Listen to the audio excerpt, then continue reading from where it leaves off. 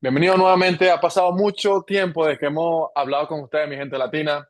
Feliz año, feliz Navidad, feliz carnavales, feliz Día de los Reyes, lo que venga adelante. Pero básicamente hoy tenemos un invitado especial, por eso es que nos tomamos tanto tiempo para el siguiente episodio especial de BRX en español. Tenemos a Andrés Rodríguez. Andrés y yo tuvimos la bendición de trabajar juntos en la organización de Detroit. Él ha sido pitching coach con los Medias Rojas y ahora es coordinador de Latinoamérica con los Orioles de Baltimore. Bienvenido, Andrés, ¿cómo estás? Muy bien, muy bien. Muchas gracias por la invitación, Francisco. Agradecido. En nuestro primer episodio tuvimos a un boricua, ahora tenemos un venezolano. Dios mediante, en nuestra siguiente conversación quizás tengamos a un paisa o traemos un dominicano, pero básicamente, como todos sabemos, nuestras conversaciones son bastante sueltas, más que todo para educar al atleta latino, tratar de disminuir esa diferencia entre la educación de un jugador que está en los Estados Unidos o un jugador que está en una nación donde proveen más información. Entonces, esto sería un muy buen episodio para toda nuestra familia latina. Entonces, estoy bastante emocionado de hablar contigo hoy, Andrés.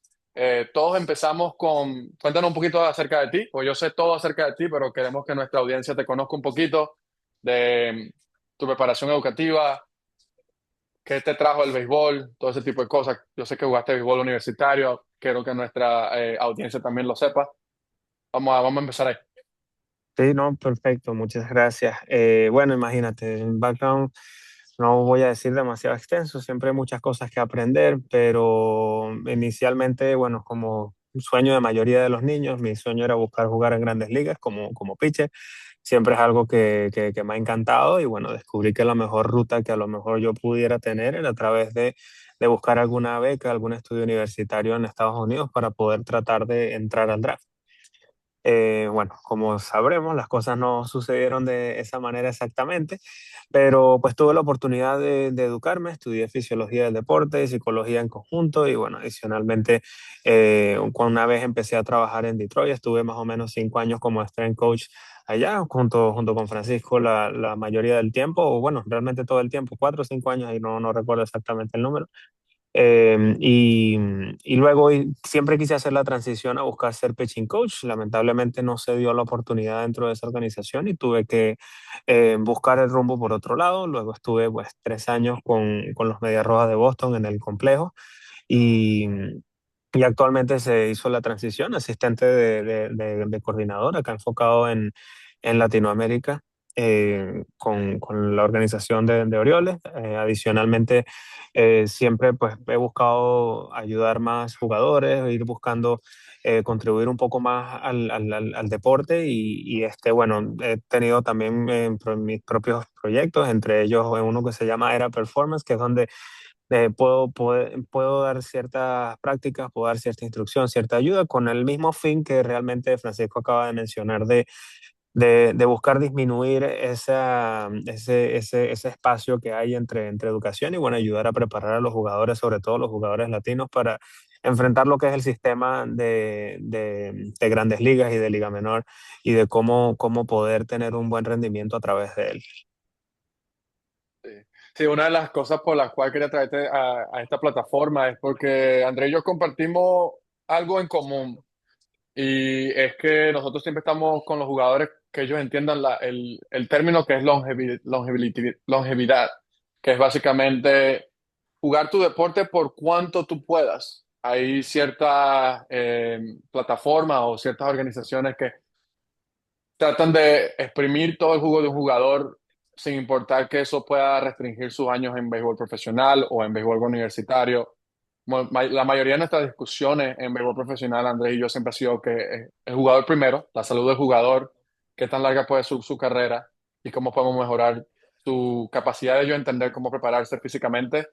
Y por eso es que quería mostrarte este episodio, porque compartimos muchas cosas similares que queremos que nuestros jugadores latinos entiendan que siempre tienes que tener tu mejor inversión en ti antes de tratar de buscar lo que es mejor para otras personas también, porque a la hora del té, tú nada más puedes contar contigo y con la familia alrededor tuyo, los coaches y cosas así.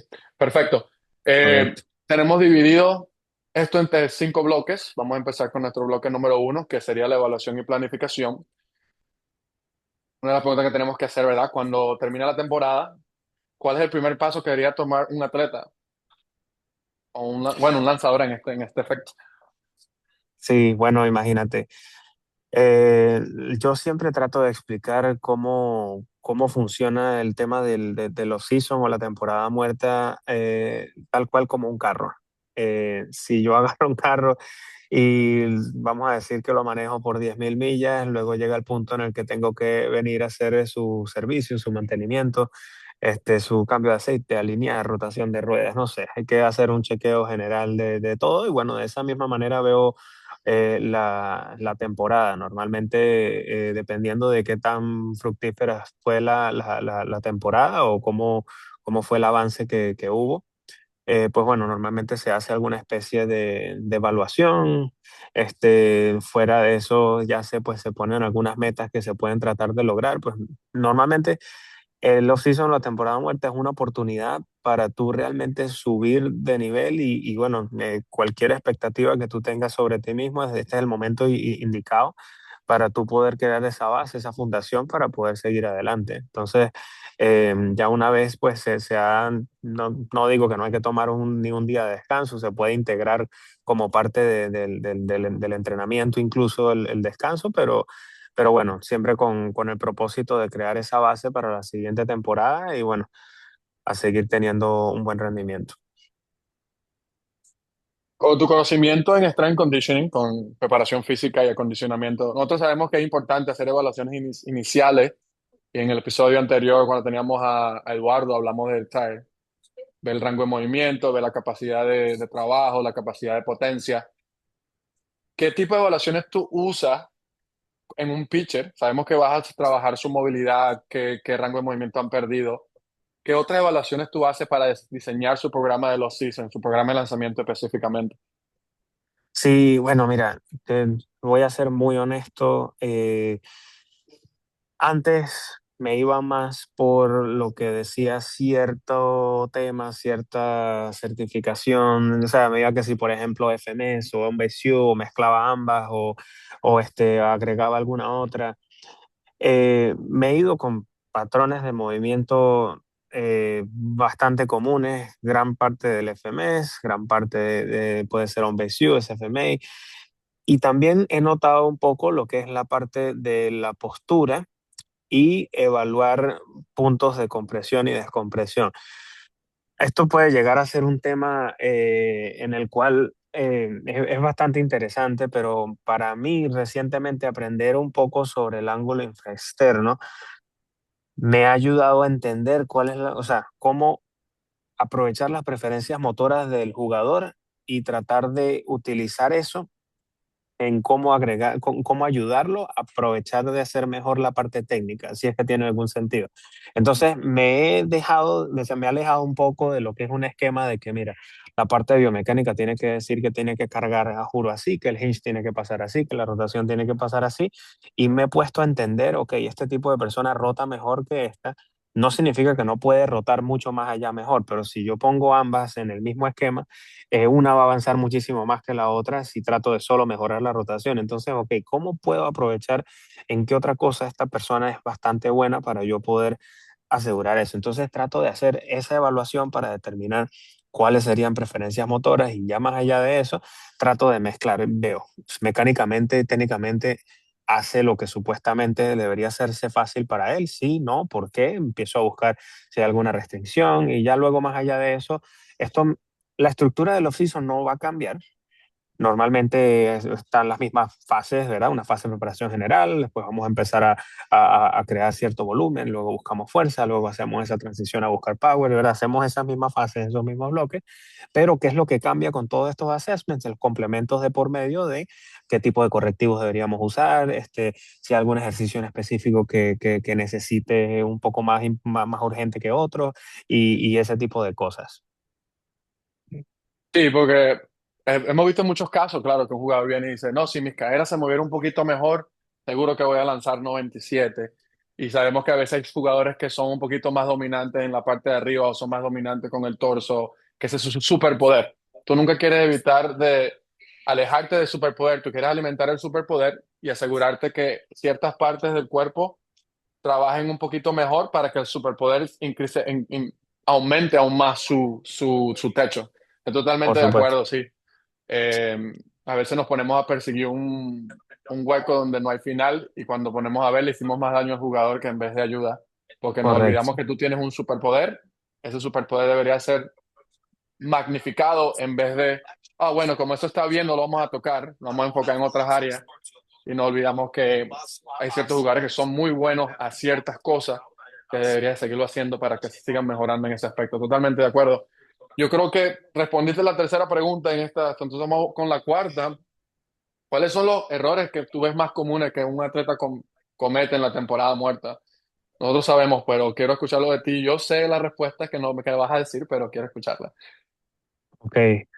Hay muchísimos errores, ¿verdad? Pudiéramos hablar de algunos, vamos a decir los más comunes. Algunos de ellos sería descansar demasiado tiempo o no trabajar lo suficiente o no prepararse lo suficiente. Otro sería incrementar las cargas de trabajo sin ningún tipo de progresión. Hay veces que a lo mejor se sienten bien los jugadores, quieren empezar a lanzar duro de una vez, claro, eso en la parte de lanzar, pero en el gimnasio pasa lo mismo. Entonces, muchas veces a lo mejor el jugador viene de tener un break de, no sé, 2, 3 semanas, va a empezar una fase nueva y entonces en vez de empezar la fase nueva de una manera progresiva, vamos a hacer algo con un peso que el jugador no ha estado expuesto en meses, quién sabe cuánto, y pues terminamos más bien haciendo una regresión en vez de una progresión de acuerdo a eso, porque pues bueno, el jugador no estaba preparado para eso. Entonces yo creo que si vamos a un punto general, lo que es manejar las cargas de trabajo, creo que sería súper importante y probablemente eso es uno de los errores más comunes que yo veo en los off-season. De hecho, muchas veces veo como que el off-season se inicia con un bullpen inicial a máxima intensidad, eh, cuando realmente siento que él no tiene ni pies ni cabeza, porque pues bueno, si pudiéramos evaluar muchísimas cosas a través de data viajes, sobre todo si el jugador viene de un ambiente profesional. También hay que entender el tipo de jugador que estamos teniendo. Si podemos estar teniendo un jugador profesional y un jugador de college. Tienen tiempos diferentes, el tiempo de season es diferente y tenemos que también tener en consideración eso.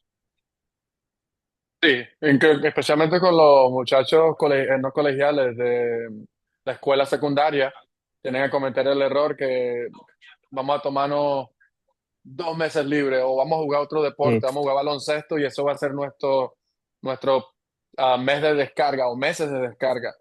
es- Y cierran los ojos, abren los ojos y la primera práctica, mira, el coach quiere que lance un bullpen de 40 picheos. Papá, me duele el Ujú. codo, pero ¿cómo si descansaste 3 meses? Nunca entrenaste para lo que tenías que hacer.